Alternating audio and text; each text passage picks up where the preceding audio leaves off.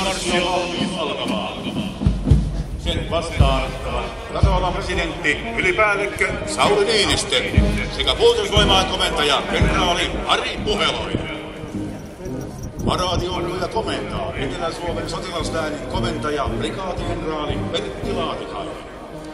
Ja ensimmäisenä tulee Linnan lippuvartio. Sen on asettunut Etelä-Suomen sotilasläänin esikunta ja sitä johtaa everstiluutnantti Roy Helminen. Ensimmäisenä kiitäkkeinen valtiolippu. Ja heti valtiolipun perään jääkärilippu, itsenäisen Suomen tasavallan ensimmäinen sotalippu, eli kuninkaallisen Preussin jääkäripataljoona 27 lippu. Ja juuri tämä lippu esiintyi helmikuun 26. päivä 1918 Vaasan torilla pidetyssä paraatissa, jossa kenraali Gustav Mannerheim otti vastaan kotimaahan palaavat jääkärit. Lippuvartion on asettanut panssariprikaatia Hämeen panssaripataljoona. Sitten veteraanien lippulinnat. Liput edustavat valtakunnallisia veteraanijärjestöjä sekä Uudenmaan veteraaniyhdistyksiä. Lippujen kantajina ovat uusmaalaiset reserviläiset. Osastossa on lähes 30 lippua.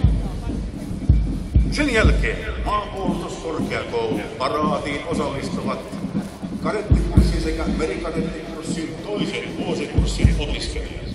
Osastoa johtaa kadettikoulun johtaja eversti Harri Niskanen. Maanpuolustuskorkeakoulu kouluttaa kaikki puolustusvoimien ja rajavartiolaitoksen kursseja. Siellä voi suorittaa myös sotatieteiden kandidaatin, maisterin ja tohtorin tutkinnot.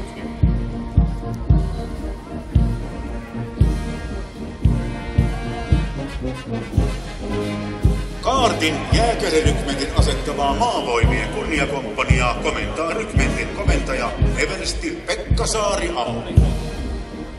Santahaminnassa sijaitsevan Kaartin jääkärirykmentin tehtävänä on kouluttaa taisteluun rakennetulla alueella erikoistuneita joukkoja koko pääkaupunkiseudun suojaksi. Rykmentti vastaa myös valtakunnallisista edustus- ja soittotehtävistä.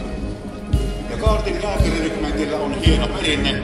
Onhan Suomen Kaartin ensimmäinen oikeastaan suomalainen sotaväen osasto. Se täyttää 200 vuotta.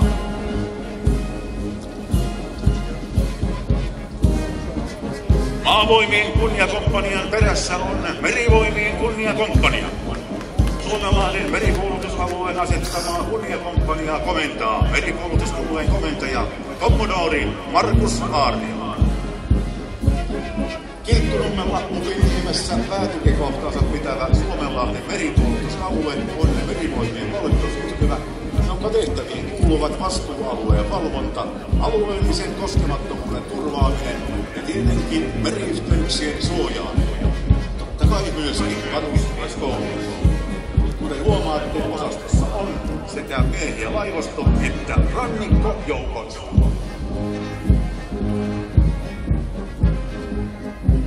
Ja kun ilmavoimien kunniakomppania saapuu, niin katsokaapa tuonne vasemmalle valtioneuvoston rinnan taakse. Siellä tulee ilmavoimien helikoptereina, kevyt helikopteri sekä 2 raskasta kuljetushelikopteria.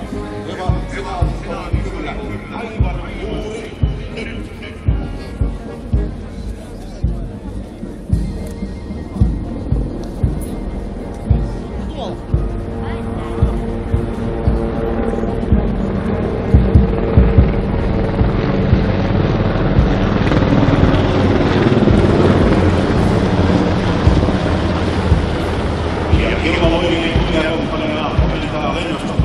Eversti Kim Jäämeri. Ja Satakunnan lennosto on myöskin yksi ilmavoimien 3 valmiusyhtymästä, jolla on jatkuva ympärivuorokautinen operatiivinen johtamisvalmius. Tämän jälkeen Utin jääkärirykmentti. Sitä osastoa johtaa rykmentin komentaja eversti Heikki Välivehras.